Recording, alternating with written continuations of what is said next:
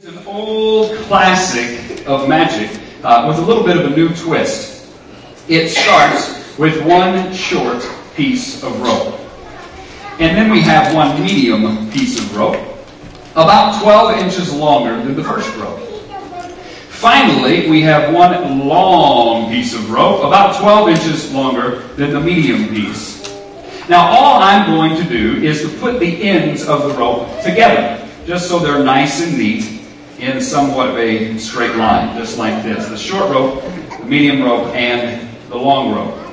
And now I'll take one end from each of the ropes over into my right hand, where I can kind of stretch them here in the middle. Now I need your help. On the count of 3, I need everybody to blow right up here to my hands. All right, here we go. 1, 2, 3. And just like that, we end up with 3 medium pieces of rope. Give yourselves a great big round of applause. That's right, that little bitty short rope has now grown into a medium piece of rope. The second rope, of course, has always been a medium piece, no big deal. But my favorite is the long piece, which shrinks to turn into a medium piece of rope. Now, the gentleman that invented this trick, he was a great magician by the name of D.J. Some of you may remember D.J. from years and years ago. Not only was he a great magician, but he was a great teacher of magic. They started calling him the professor.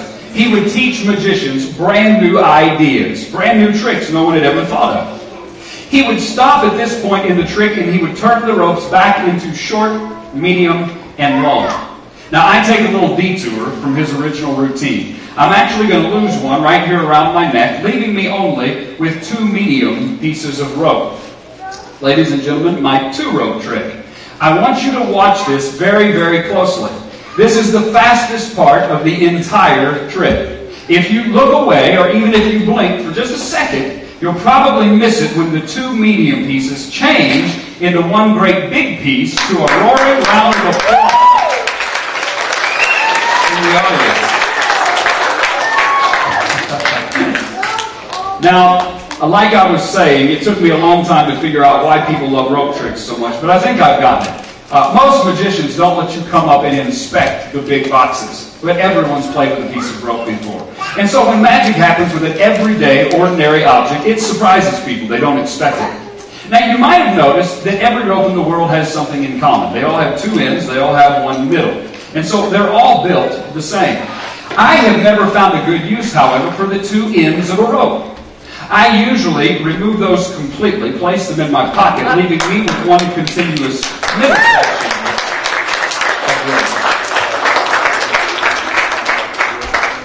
Now, if you ever figure out a good use for the 2 ends, you hang them anywhere on the middle. You bring the middle up into your hand and get your scissors out. Did you bring your scissors with you?